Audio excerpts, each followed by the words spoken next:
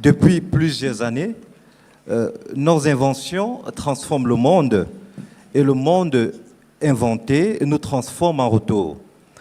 La vie humaine sur le continent est aujourd'hui radicalement différente de ce qu'elle était il y a à peine un siècle, en grande partie grâce aux technologies développées. The technology that has been developed since then.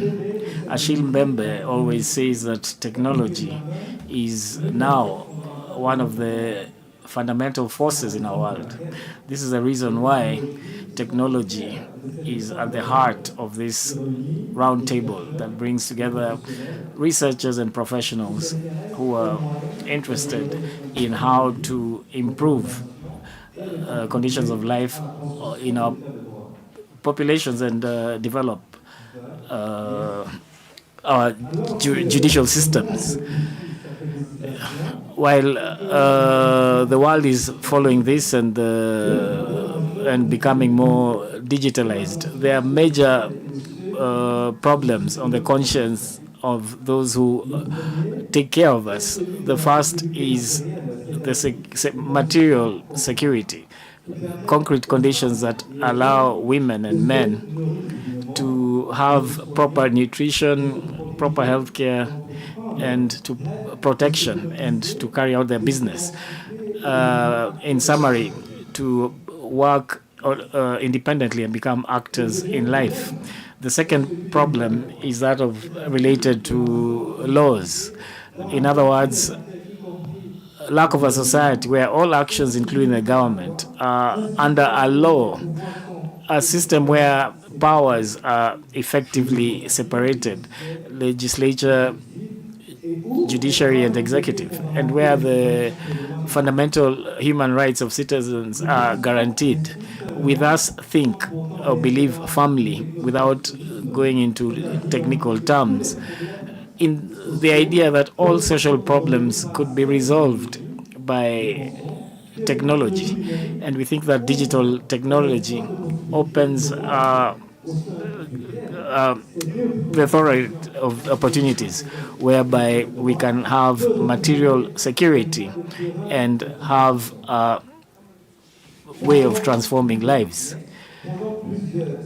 Over several weeks, we had some diagnosis and discussed gaps and came up with urgent recommendations that governments and society need to consider so that technology would become centralized in these concerns that we have raised. I'm going to cite a few which are the most urgent. First of all, we think it is important to write into our constitution the rights of digitalization of citizens, so that we guarantee a judicial framework that will protect people against the rapid transformation of society through technology. So we need to establish an ethical framework, a digital ethical framework, and cybersecurity, so that we secure development and the use of technologies, which would be done by the general adoption of a national law on artificial intelligence, which will bring out strict obligations on the developers and the users, so that there is transparency in the use of algorithm and limit algorithm biases and work on the rights of users. It's also important to invest in secure sovereign connectivity. This involves the development of a mastering of both physical structures like submarine, undersea cables, and software like cloud systems, so that we develop resilient systems that could support essential services like healthcare, education, and public security systems, all the while limiting those cybersecurity threats. Other recommendations: we need to rethink the Africa's digital material supply chains by reconfiguring production, recycling, and reuse of ICT materials, which is against the current model that is based on conflicts. For example, the conflict in East Congo is due to control of rich territories that are rich in strategic resources like cobalt, whereby their mining benefits the electronic productional sector, like mobile phones. So, number five, every major digital institutional project should include from the outset a democratic participation mechanism. In this vein, we think of discussions that would allow grassroots participation, identifying risk, and improving continuously. That would guarantee that technology responds to social needs. In this process, social sciences is quite central. It allows us to identify concerned actors, including those who are left out of the innovation process, and have a dialogue between the population, the administration, and the technical experts. Thereby, we would have digitalization that is more progressive, more thought out, and more reactive to social needs rather than guided by the markets or technical know-how. In this chart, we have Dr. Cecilia Passanti, who is a researcher at the University of Copenhagen. We have Kaene Disepo, who is director of Science Africa in Botswana. We have François Sabot, the head of research on ICRD, Montpellier, France. We also have Grace Bomu, who is a lawyer specialized in technology law. And we also have Ousseynou Gueye, executive director of Polaris Asso in Senegal. So each of these participants will take some time to give their point of view on the subject of this roundtable. So I'm passing the floor to Cecilia. Been us here around this chapter. So my name is Cecilia Passanti. I'm Italian, and I'm a doctor in science and technology studies. That is the social studies of science and technology. And I've been specializing in the last 10 years on the anthropologies of public administration, especially when they do turn digital. And all public administration in the world are today, at some extent, digital administration, but especially in the African continent. This is true for the African continent, where the public administration develop and use digital technology at a really, really high intensity and speed. So I'm really pleased to be here in Nairobi because I own a lot to Kenya. I was here in 2017 during the presidential election that was opposing Uhuru Kenyatta to Raila Odinga. And I've been following from the fieldwork the development of the digital infrastructure for voting. That was a huge network of 40,000 digital tablets that for those who were around were called KIEMST, on which the election were managed. And this digital infrastructure have been at the heart of a huge controversy that have led to a famous Supreme Court process that have ended with the annulation of the election of 2017. So today I work more on statistics and the effect of the digitization of statistics in Senegal on the capacity of producing knowledge about populations. What I want to promote here and what I've been proposing in the on our chapter on digital technologies is the idea of surrounding state technology project with social science especially anthropology, because anthropology is a tool to sit with people developing the technology and spend time and open this space of thickness that could make digital technology a social thing. And so I call this idea the agora of the digital, using some of the vocabulary of the foundation. And more practically, it would imply to invest in the link between the state and the university, so between the public administration and African social science research laboratory on philosophy, anthropology, and history around the technology project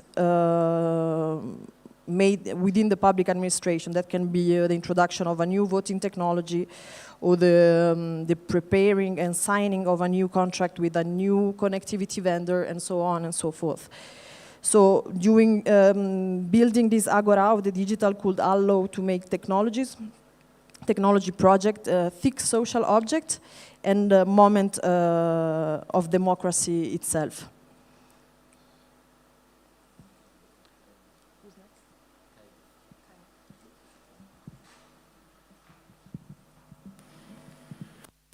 Thank you so much.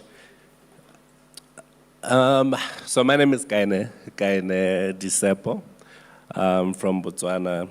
And I think just a few reflections, particularly the first one, is based on the theme itself. And I shared the same sentiments with the peers this morning with the question around society. So what do we actually mean when we're saying we're bringing society back in? And I think for me, though, the one thing that I had really wanted to possibly stress is that at what stage are we where society, if it was to bring it back in, society will find us. But then also, who's the us? You know, is it the policymakers? Is it the decision makers? But in a room full of civil society, is the us, the civil society? And that on its own, I think, carries a huge message on the power of civil society in really, I think, reinventing what we mean by inclusive development agenda setting, implementation, and accountability.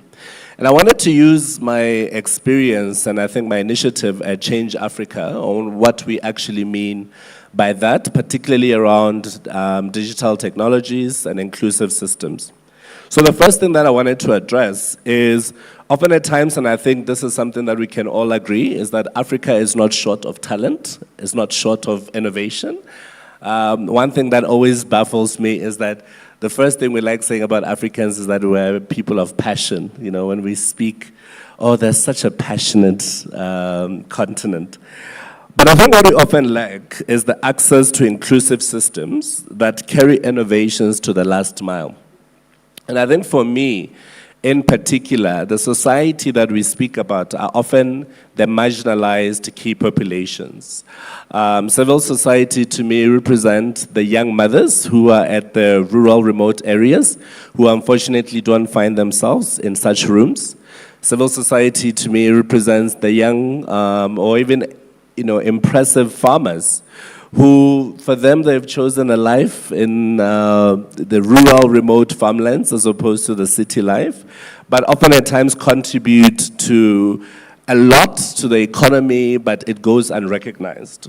And what we do is that we have an initiative called C-Suite, which is an executive networking platform that brings together ministers, your heads of embassies, your private sector, corporates, leaders, for them to discuss one singular topic, an important one, which is in 200 years, what is the legacy that you would have left behind? How would you like your name to be remembered?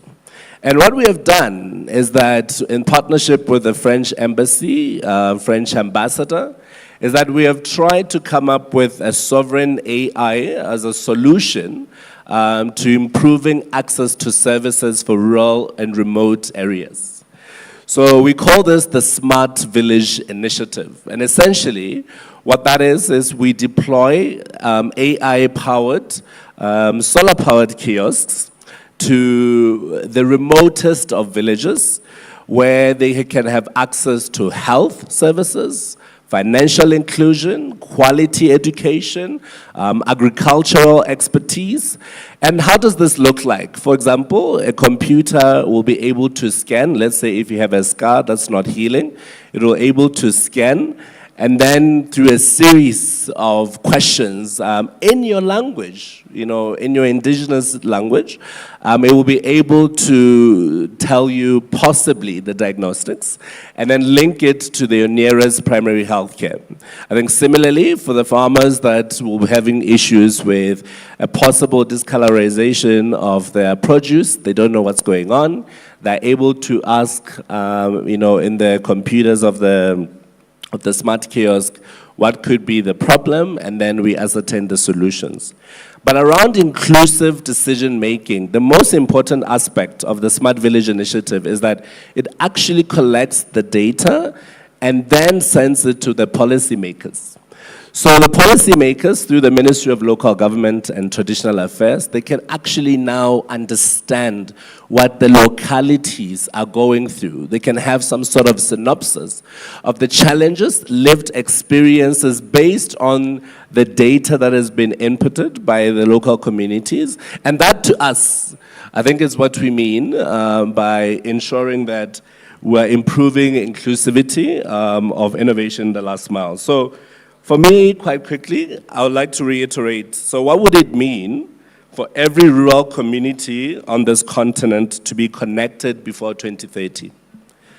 And I want to sync with that because I think I was in Montpellier at the New Africa France Summit, and I saw civil society ask the president a bunch of questions. And we talked about digital inclusion even then, but now I think the onus is on us to really ensure that whatever we have at our disposal, we are intentional in replicating, also intentional in reinventing solidarity, but from the community-driven initiatives. And I want us to look into the bigger picture, to take the reflections that we'll be having tomorrow, today, and ensure that the communities that we have left behind are also benefiting. So I think with those, I wanted to conclude. Thank you so much.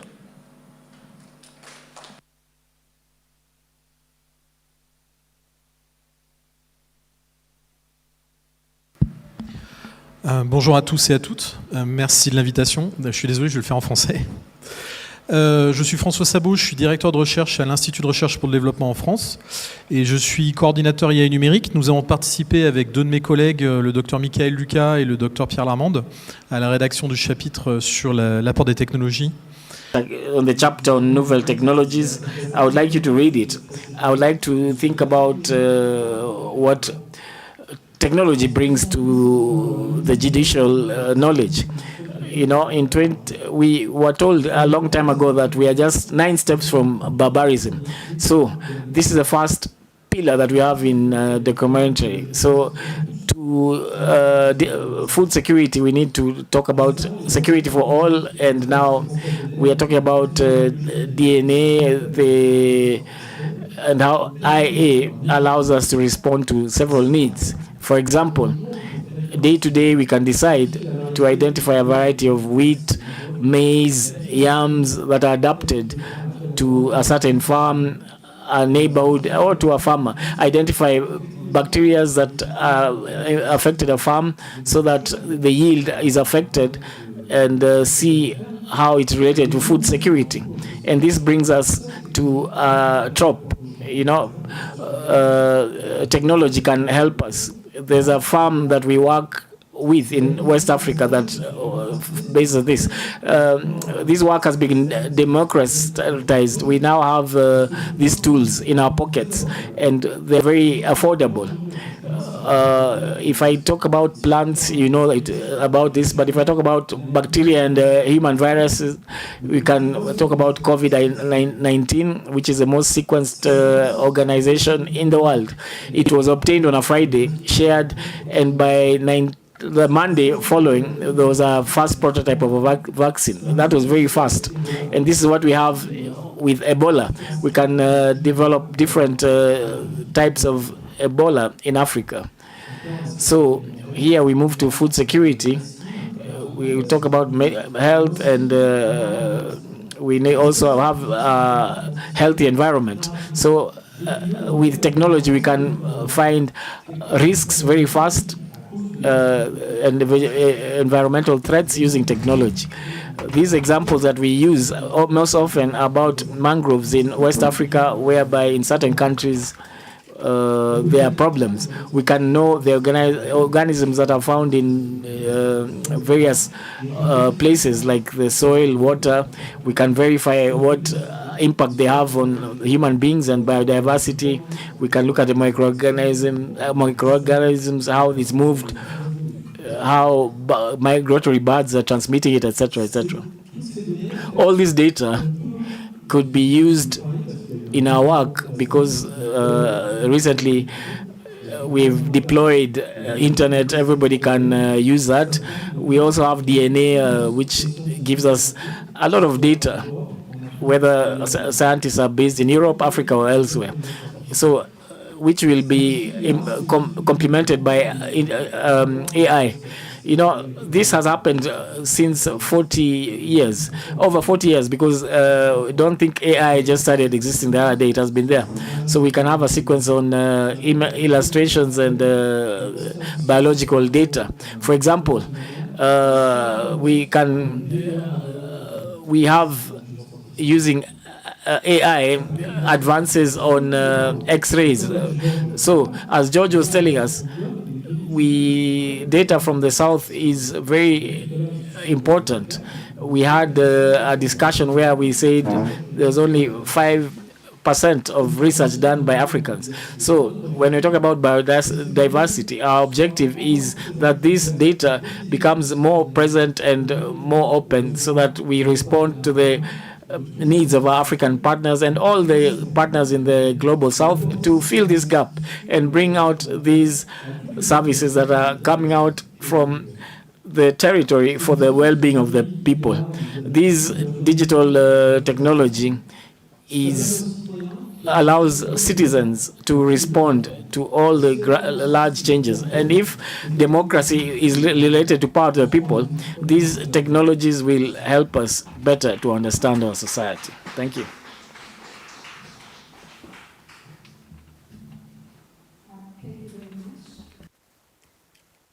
I'm Grace Bomu, and I'm sorry to be a party pooper because I am a digitized citizen because I'm Kenyan. I'm a Kenyan national, and we are one of the countries in Africa where a lot of the citizens' experience is now mandatorily has to be through digital technologies, and this is both in public and private encounters, which while I totally agree, and I'm happy to hear about your projects and how you have digitalized. I also find that digitalization can be very subjugating to the citizen and to us as a collective, to our collective ways of thinking, to how we think of knowledge, and to how we preserve knowledge, especially our local knowledge. And so there are two things that struck me from the paper. First of all, I work on digital IDs or digital identities, and so I could not help but be very excited that the paper approaches digital identities and digitalization more broadly, not only as a technical thing, but also as a political enterprise, which means that we have to think about the power of digitalization and how to constitutionalize that power so that it can be checked. And two things that I quickly want to mention. The first one is about universalization, or having a universal digital identity, which is what a lot of countries are rushing to do. I think we need to think about, we are universalizing this identity so that people can be included into what? Is it to be included into subjugation, where it is more important to have that identity? For example, the case in Kenya is that even if you're physically present at the service point and we can see yourself, your body is present, if it's not machine readable, you're not able to get the service, which, as Cecilia was mentioning, was the experience for a lot of people in the 2017 elections, where they were physically present, but if they were not machine readable, they could not access their political right to vote. So that is something we have to think about when we talk about universalization and that subjugation.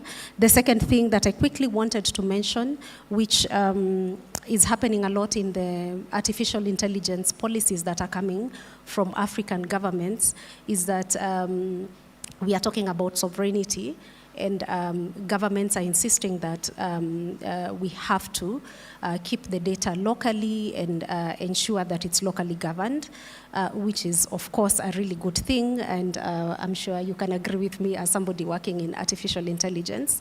And I also agree, but I would want us to think further and reflect on how we can constitutionalize this sovereignty by ensuring that sovereignty is not equals to government control, but sovereignty of the people, such that we do not have sovereignty in the sense of we have data locally, but then citizens are still subjugated. Citizens are still unable to access services unless they are digitalized, and therefore sovereignty becomes some kind of punishment because everything is now localized. So I think we have to accept digitalization, but also think about it as any other technology, and revert back to the constitution, because that has been the experience in Kenya.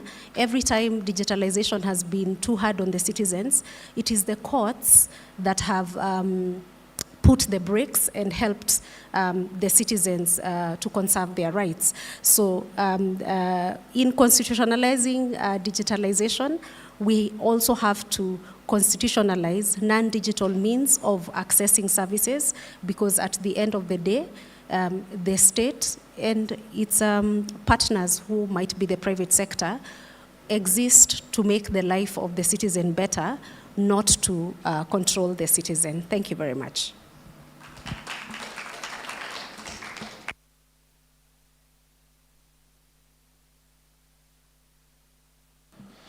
Bonjour à toutes et à tous. Je m'appelle Ousseynou Gueye, je travaille pour Polaris Asso, qui est une organisation qui travaille à développer le pouvoir d'agir des jeunes. On est basé à Dakar. Develop the public sphere. We work in Abidjan and Dakar, and we are working with most countries in West Africa. I would like to bring out 3 reflections. First, we want to talk about the disconnection between our institutions and our youth. In my country, Senegal, in 2027, we'll have municipal elections, but before the elections, myself and colleagues from Polariso want to have a state-of-the-art service on what is going on. So we studied 50 or 60 municipalities in our country, these territorial collectivities, to see how much youth are represented in those collectivities. We found ourselves with a percentage that is less than 50%. In Senegal, perhaps, I don't know whether it happens in other West African councils, we have only 5 people who are less than 35 years old. So there's a real disconnection between youth and institutions less like municipalities. That's not normal. A democracy needs to be in tandem with its population. So there's this rupture in dialogue. The youth are not speaking to other parts of society. So, you know, what are we talking about? These political parties, organizations, civil society organizations, they don't have dialogues with youth. So in this is what we are talking about as Gen Z culture, which is marked by digital life in consumption and lifestyle. So these Gen Z are normally referred to as the native digital generation. Second thing I want to bring out is that as my co-presenters have just said, digitalization and AI can help us resolve several problems. For example, we can mobilize and train and give a voice to our youth. So there are three things. First, we need to train our citizens on civil aspects so that they can start working on democratizing our countries. We can bring out solutions, practical and technological solutions that works with AI, in the syllabus, in the curriculum, in the teaching, so that it is translated to the daily tools that are used by our youth, and allow them to train them and get certification, and also, have offline sessions that train them. We've put this in place in some of our local associations in Senegal. So that is the first step. And the second one that I would like to talk about is the use in dialogue between the youth and institutions. In Senegal, we are working with a certain number of local collectivities that give us a lot of data. This data could be the contacts of schools, hospitals, local development plans. This can be downloaded, and we make them interactive so that we can interact with local communities 24 hours a day and 7 days a week using AI and numeric digital technology. We've seen that there's a lot of movement because youth have started working with these community projects on the ground, and this allows them to address big problems that we have with AI, which is getting data from the ground. So we are bringing out data that is specific to Africa. The third thing I would like to talk about is listening. Today, this digital environment is a place where all youth give their points of view. So we've come up with AI that can bring out several articles and address the concerns brought out by the youth. So that was my third observation. Just to close, I would like to say that if we have done it, it's a solution that could, bring out work to connect youth with democracy and move towards the future of democracy and liberate the potential of the youth to work with innovators to come up with civic tech, which would allow us to develop, to have youth training themselves, get access to tools, get knowledge, and to break the glass ceiling that will allow them to innovate and come up with solutions and get access to finance. Thank you very much for listening to me. All right, roundtable 3, which was looking into digital technologies in support of material security and the rule of law. Thank you so much, George and the team, for a vibrant discussion. Allow me to invite you for a photo session with the panel.